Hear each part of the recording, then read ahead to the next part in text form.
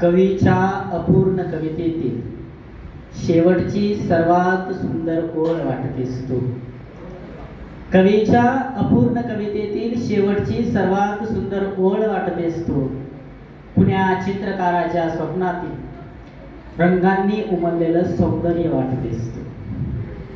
तू मला खूप आवडतेस, तू मला खूप आवडतेस, कवी किशोरच्या कवितेसारखी. तू मला खूप आवडतेस, कवी किशोरच्या कवितेसारखी आणि हळूच आठवणीत येणाऱ्या किशोर कुमारच्या गाण्यासारखी. एका सामाजिक विषयाकडे आपल्याला घेऊन जातोय. प्रेम कविता आता भरपूर झाल्या, सामाजिक भान आपल्याला असलं पाहिजे. कविता आपल्या समोर ठेवतोय. कवितेचं शीर्षक आहे समाजाच्या सभ्यतेचा पोस्टमार्टम. कविता लक्षपूर्वक ऐकायची तरच कळेल की या समाजाच्या सभ्यतेचा पोस्टमार्टम केला.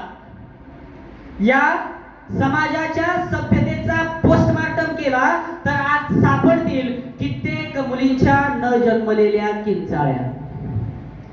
या समाजाच्या सभ्यतेचा पोस्टमार्टम केला तर आज सापडतील कित्येक मुलींच्या न जन्मलेल्या किंचाळ्या. इथे कुंकवाच्या लाल ठिपक्याखाली लपवलेला असतो एका आयुष्याचा रक्तस्राव.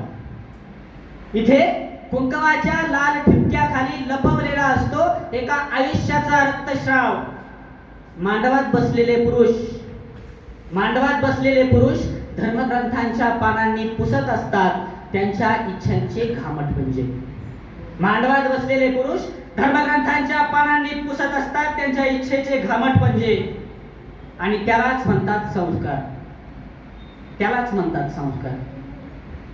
तू मात्र या संस्काराच्या ताटात तुझं आयुष्य वाढू नकोस.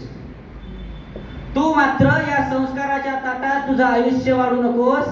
कारण इथे देवाच्या नावावर बळी दिले जातात आणि पितृसत्तेच्या गाभाऱ्यात दररोज जन्म घेतो एक नवीन अत्याचार. तू या संस्काराच्या ताटात तुझं आयुष्य वाढू नकोस.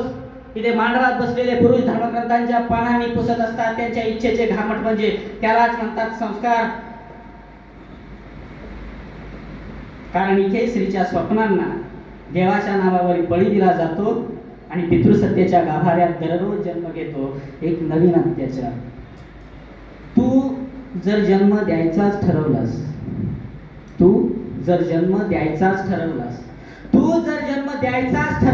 तर दे एका